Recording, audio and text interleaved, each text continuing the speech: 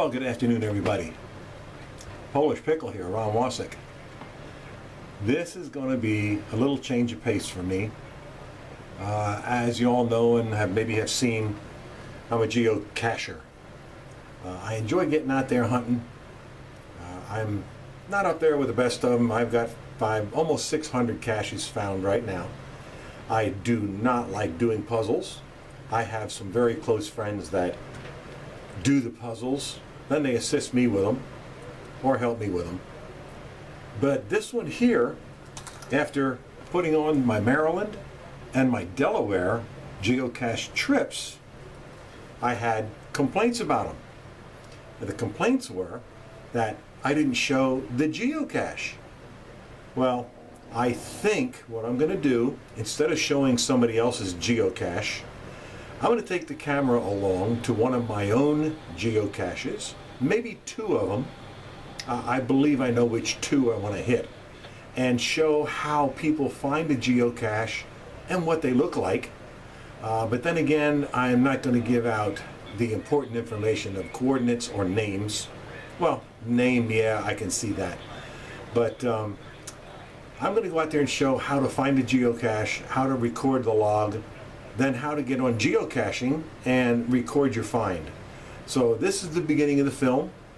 It's a little bit too hot today to go, but maybe tomorrow after my blood test at the VA hospital, my 6-month annual checkup, 9-month, I will take the camera along and do some geocaching of my own geocaches. So stand by. I'll get back to you tomorrow. It's Sunday, the 28th of August, 2016.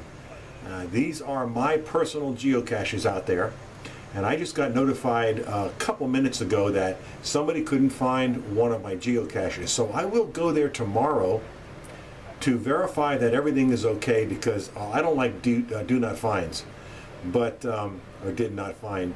But I will go there to make sure it's still there, and then I know it's not my fault. If it's missing, I'll replace it and let the people know. So that's it for this part of the film. Stand by until tomorrow, which will be a couple seconds from now. All right, thank you. Well, okay, here we go. It's the next day. At least it is for me. Going out geocaching, and this time I'm going to dedicate it to one of the ladies down at my diner. I'll put her in the credits at the end. Oh, there goes my fire radio again. Anyways, I got notice yesterday of 2 separate caches that people had trouble with. So I'm going to go to those 2 today. And one of them, the store that I have it set up at, is closed, which actually makes this a little bit better because the store is closed, and sorry about that, I'm driving too. Okay, now the store is closed, so I got easier parking, but I'm going to show you the pole out back here. I hope. Yeah, there it is. There's the pole where my cache is, and I'm going to walk you to it and show you what it looks like. Stand by. Okay, first of all, let's get to CGO that I use for finding a cache. It's a free app, download it off of App Store, and it ties itself in with geocaching. Now I'm going to go hit Live Map, and there's going to be a blue mark on here as to where I am. All right, I know this is a little bit rough to see. There's a blue mark, and that's where I am, and you'll see all the geocaches coming up locally. So I'm going to click on right where I'm at, and oh, almost correct. Let me go back. Hang on. Let me get this thing set up. Be right back. Okay, I'm back. Now you can see where the blue mark is right there in the middle, and right next to that blue mark is a little circle with a star on it. I'm going to click on that little circle with a star, and there it is. Lunch, dinner, supper. That's the cache that belongs to me. And if we bring up more information, you'll see about 3/4 of the way down, my handle, Polish Pickle, and a map. Now, you click on the map and it says, how do you want to go find it? There is the compass that is associated with it. Now, you can set up the radar for this, which is what I also use. But you can see I'm 23 feet away from my cache. The arrow is pointing just about at it, but the compass is not quite calibrated because north is more to 90 degrees to the right. So I'm going to walk out there, and as I walk out there, you'll see, I'm not sure you can, it's kind of rough. The footage goes down lower. Oops, wait a minute. Oh, there it goes. Now it's going down 22, 18 feet. And as I said, my cache is right on that pole. So I'm going to take you off the phone and I'm going to show you the pole. I'm going to show you my cache. Stand by. Now, if you look carefully at the pole, you'll see that everything looks normal on there. Nothing out of shape, nothing that looks like a geocache. But if you look closer, you'll see that this one conduit right here doesn't look correct.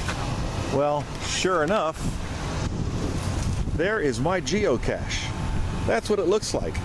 Now let me take this back, set it up, so I can show it to you, show you how this thing works. Let's do it right here on the tailgate, and I'll get my stand out, so hang on a second. All right, now I'm going to try to do this in front of the camera while I'm talking. There is a little breeze out here, so it might be a little breezy on the mic, but we'll see what we can do. Here we go. Yesterday, looking down inside, the guy could see the cache, but in order to get to the cache, you have to get to the logbook. The logbook is tiny. There it is. Now what you do is you get this logbook out, and in my case I'm checking it. So you can see it's not full yet. Now this side is, so a lot of people have been finding it. But this side is not full. And I still have a good maybe, what, 1, 2, 3, 4, 5, 6, 7, 8, 9 people that can find this yet. So this one's okay. The guy that couldn't find it yesterday said he couldn't get the cache out. He just wasn't doing it right. So there's nothing wrong with this one. Of course, now I got to wind it back up again and put it back in. So stand by. Okay, I got it wound back up. Putting it back in. Put it back together. Put the cache back inside. And screw it back together. Now I don't do it so tight that they can't get it. So it's just there, it's kind of loose. It's still protected from the rain. That's a magnet right there. And that's what sticks to the pole. So let's go put it back.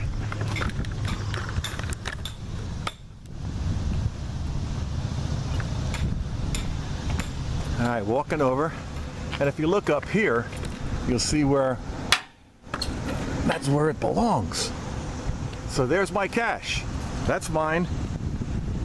Walking away from it. Now what you would do is record it, and I'll show you how to do that. Stand by. Now on the geocaching site, you have down here description. Click on it. Then you have logbook. You click on a logbook. And as you can see, all the people that found or didn't find it. And as you can see, I was here just a little while later. Yeah, okay, a little while earlier, last week. And I checked the log and made sure everything was working. You click in the top corner and you get to log your visit. Well, you write in here what you want, then you hit find it, and you hit that little arrowhead at the top corner, in the top in the middle, and it will record it for you at geocaching. Then you've got credit for it. I'm going back now to where I get to that screen. So this one here is okay, and I'm going to write down there that I checked on it, made sure everything was okay when I do a maintenance check. But there was my first cache. There's nothing wrong with it. So now let's go to the next one. Okay, I got the CGO working again, and we're going to go to the next one that I heard there's troubles with. That just happens to be this one down here in the corner. So I click on it, and you'll see the name of it is JAGR. Well, when you go to more details and you go to the description, it tells you this is a great restaurant, a bar, local for years. The actual name of this is Just Another Guardrail. So we're going to go back to details. You can see right there where the coordinates are. Now we're going to tie these coordinates into my GPS in my truck. See if I can't get this thing going here.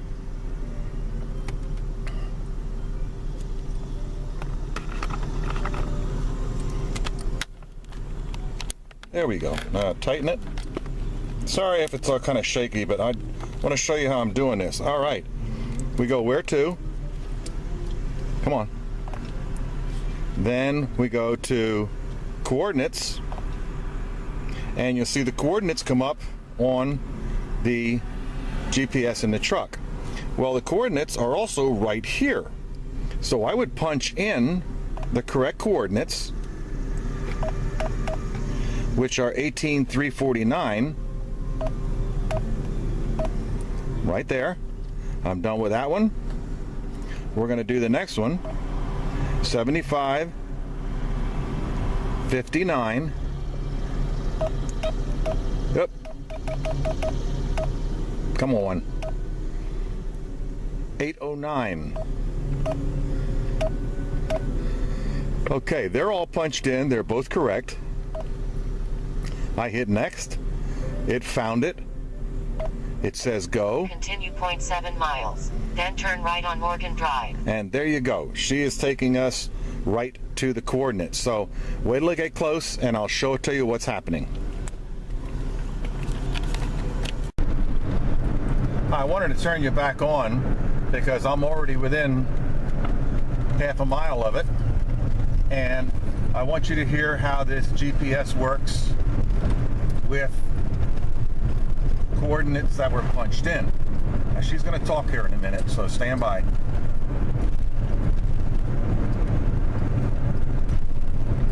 See, we're down to 3/10.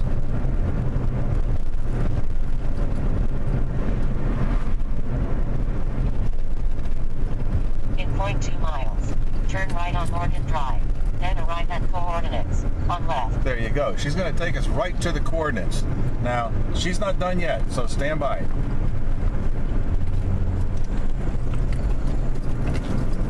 Turn right on Morgan Drive.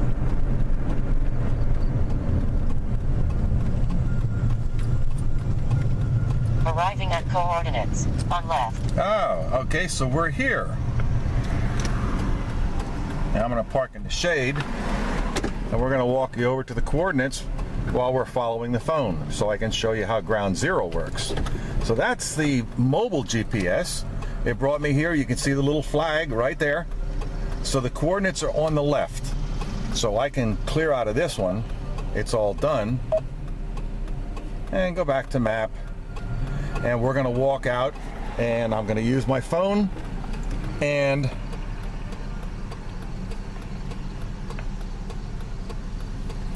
going to continue from there. Now, as you saw, I still had it up on my phone, so we're going to walk out and get it. Now I'm going to bring up the other type of radar. Okay, there's the other type of radar, and you see the little green dot on there, and I am 46 feet away from it. So let's walk over there. Okay, I had to shut you off. And we're back on. Now we're walking toward the green dot, as you can see it right there. Now I know you got a lot of glare, but we're down to 12 feet.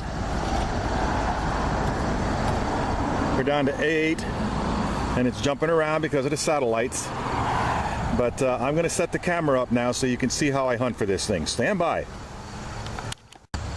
All right, here we go. I got you set up. I'm going to show you how I check these things out.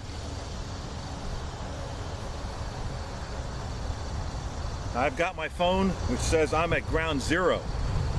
I would start checking the guardrail all up underneath here, all the way along the line, but I know this is ground zero. Inside this guardrail, I'll bring you up and then take you back. Inside the guardrail, you see that little hole right there? Well, watch this.